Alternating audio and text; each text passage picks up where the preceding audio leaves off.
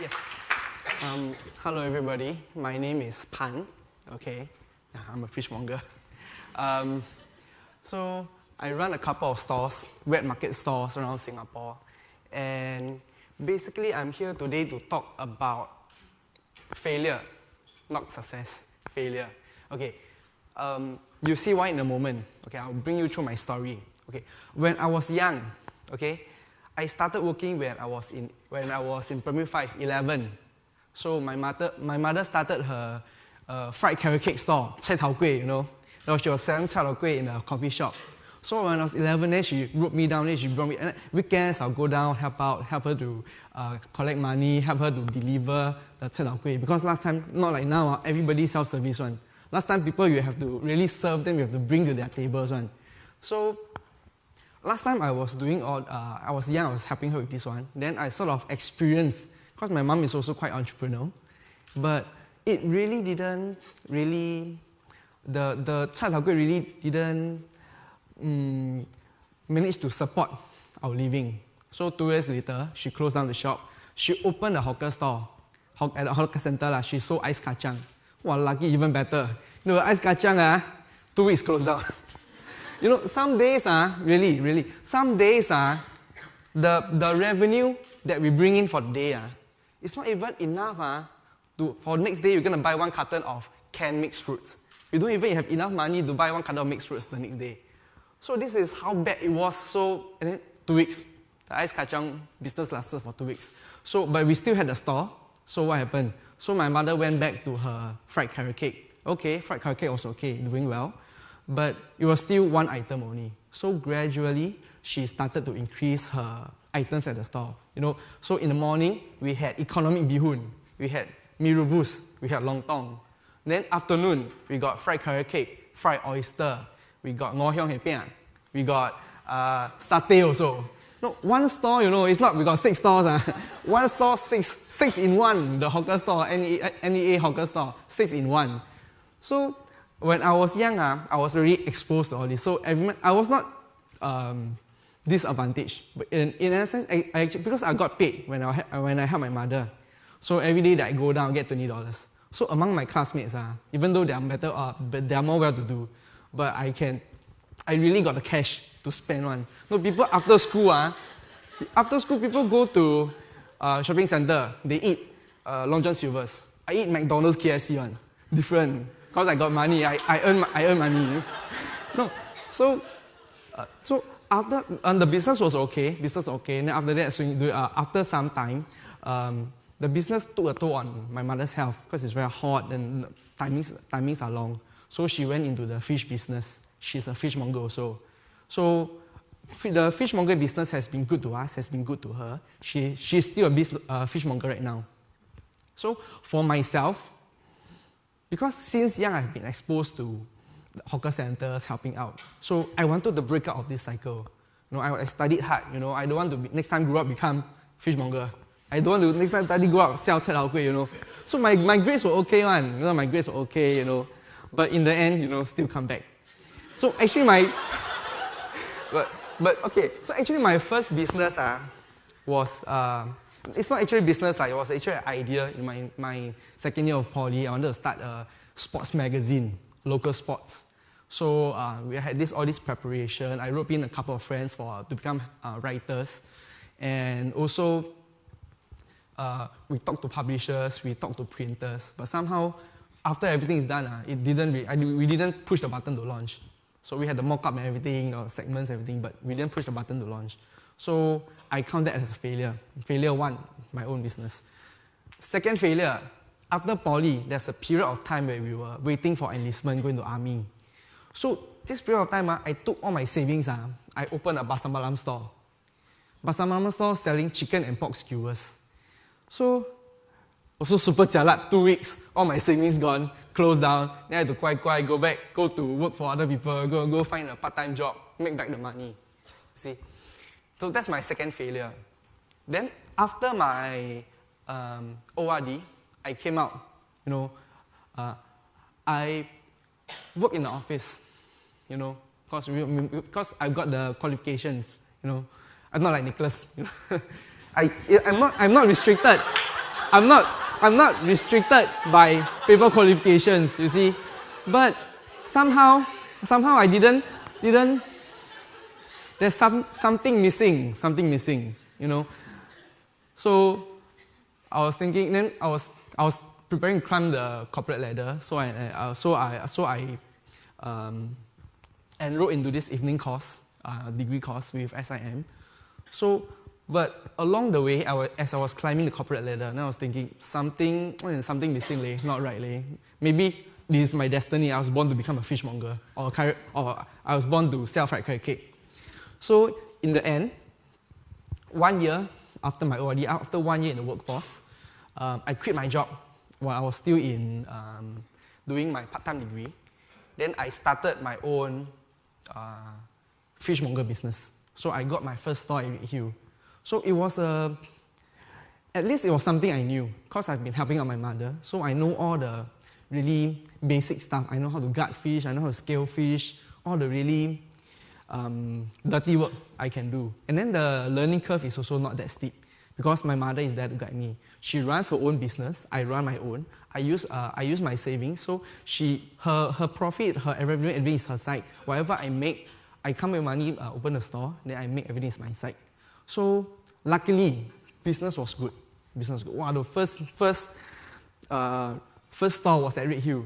It's still there now. It's not 2 weeks. Still there now. Then by the second month, I started to tender for more stores. You know, I started to hire helpers, started to tender for stores. It wasn't smooth, but it was doing okay. It wasn't smooth. I've got a couple of locations now, but I also failed at a lot of locations. I tried to go to Bukit Timah Market, failed. Tried to go to Farrer Road, failed. Jurong East, failed. Boon Keng, failed. A lot, I forgot already. And then other than just expanding, physical fish retail in wet market, I thought about doing wholesale. Since I was buying so much fish, why not I import the fish myself? So I got a market lot at Jurong Fishery Port, and I imported fish from Vietnam. I had my own threadfin from Vietnam. Initially, that was doing well, but after that, the middleman, the one liaising with the Vietnamese side, he actually took off the money. So I lost the contact. So in the end, it was quite a big hole for me to climb out of. So I still have the market lot there, but it's empty. You know, it's still running, but it's empty. But my wholesale business is non-existent. I tried to go into B2B. B2B also was super jialat. When you do sales, when you do retail, you sell, you get cash. People come, they see whatever fish you have, then they buy. Sometimes it's like they don't have, they buy some other stuff. But it's not so for B2B. B2B means that sometimes I supply to restaurants or hawker centers. They use your products. Sometimes they need red grouper or they need prawns. That means they need prawns one. So it's like you have to find prawns for them. You know, it's like really sometimes today things may happen one, you know, the ship may sink. No, really serious one. Sometimes the ship that transports the fish from Indonesia to Singapore one can sink halfway one. And this is not rare. This one happens like 2-3 times a year one. So these things happen. So you don't have fish. You cannot find fish for them. There's no fresh fish for you.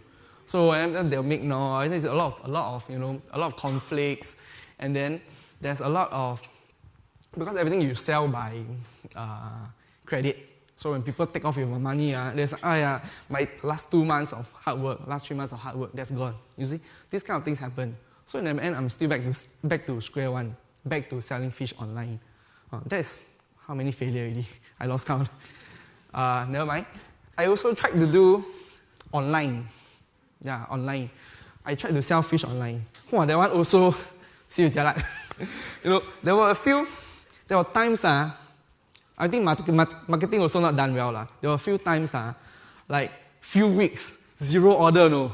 Few weeks, not a single sale through online. Then when there's sales, it sort of cannibalizes my own retail sales. Because I sell that, because my customers come down to the wet market to buy, then they bring home. Then it's like the people who buy online are my retail customers. Then they come down, they call, hello, they want this one. Okay, then I get ready, then I send to them. Then it's like, I don't make anything extra, then it's extra work and everything. Then in the end, I still close down. You know, what I want to, you know, all the failures I mean, when you look at me today, some people, when people look at what I have today, it's like they think like it's a success story, but they never see behind what is the hard work, what are the failures that we've gone through before we reach this stage. So probably like 10 things I've done, I failed at 9. This is the only thing I've succeeded in. Then people say, wow, you're so successful. Then it's like, no, please, I'm a failure. I failed 9 out of 10 times. No, it's the same thing. Like it's for today, the same thing. Why I want to talk about failure today? Actually for the 100K challenge, I also entered myself into the 100K challenge. Because, wow, 100K, it's, wow, I can do a lot of things 100K, I can start a lot of things 100K. No, but it's like, but the reality is that today there's 299 teams. 298 teams will fail, 298 teams will fail. Even of your 16 teams, okay, for me, I didn't even get into the final 16. First round, they kicked me out already. But you see, even out of the 16 teams, 15 of you are going to fail. There's only one who's going to win the 100K challenge. It's 100K, not 200K, not 3.9 million or something, So, failure happens all the time. So, my message here is that don't let failure get you down. Failure, in the journey of life, failure is like a rope, it's like a speed bump. And a lot of times, people, when they're at this juncture, when they're at the crossroad in their life, or when they face failure, when the speed bump, they don't recognize that it's a speed bump. They see that it's a roadblock. You know the difference between a roadblock and a speed bump?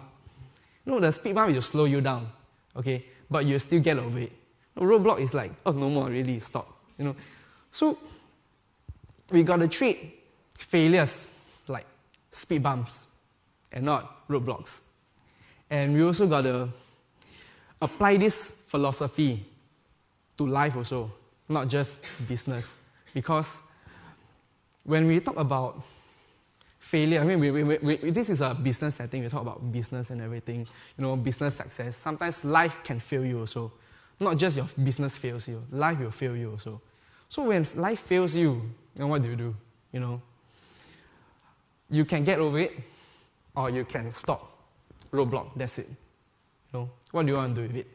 And for a lot of people, they see that